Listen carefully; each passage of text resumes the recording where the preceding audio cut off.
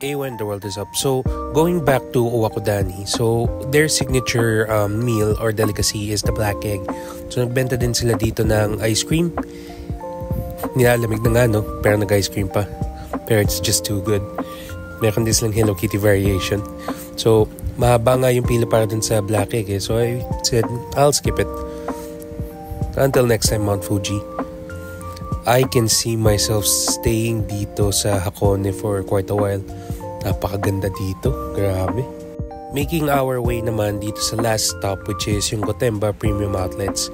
So, taking a gander of the place. So, ito yung location ko.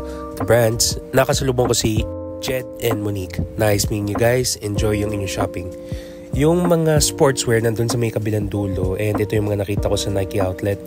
Bumili ako ng Vomero, yes, para sa kapatid ko. And a couple more para sa family. New Balance, probably next time. So, ipagdala ko ng malete. Pagdating ko dito sa Pokemon store, ang dami nilang binibenta ng mga Pokemon merch. Ang dami ng mga starters throughout the years eh. Comment down below nga kung sino yung paborito nyo na Pokemon at saka yung starter. So, meron Mew, Gen 1, I see Gen 2. Tapos nakita ko din yung mga legendary Pokemons including Mewtwo.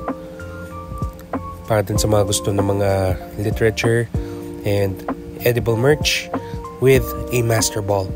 May Pokemon cards din. So, probably next time. Now it's time para bumalik dun sa shuttle natin. Until next time, Mount Fuji at saka Gotemba. Naunang sumakay dun sa van and we are now in Shinjuku. So, rather than Tokyo Station, pinili ko na lang na bumaba dito dahil kasi I wanted to see a couple of attractions. It's so beautiful dito at night.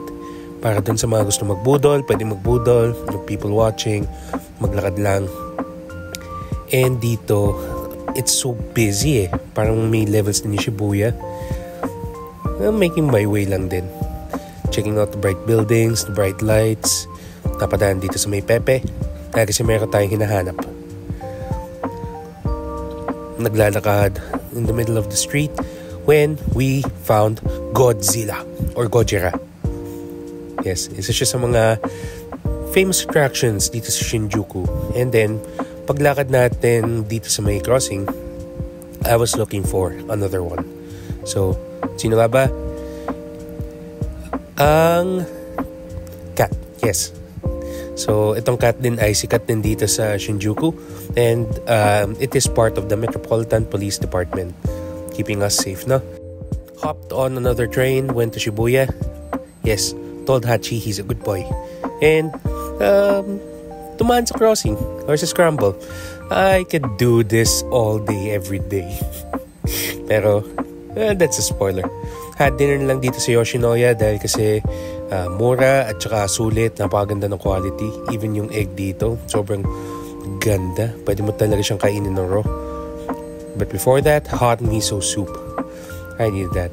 Go tayo ng konting beef. Dip natin in egg.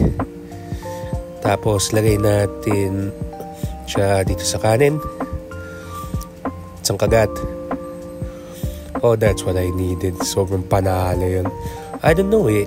Yung level ng produce kasi sa Japan, sobrang taas ng quality. Sobrang malinamnam at sobrang tender. Panalo yun. Tapos sakto nagpi-people watching pa habang enjoying my meal. Pagkatapos noon, dumaan ulit dito sa may donkey. Nagdagdag ng mga pasalubong. Sumakay ng tren and I am back to my commute home. Yung travel ko nga dito throughout the series, nasa may 1 oras everyday eh. Pero, ganun talaga. I consider it a day well spent.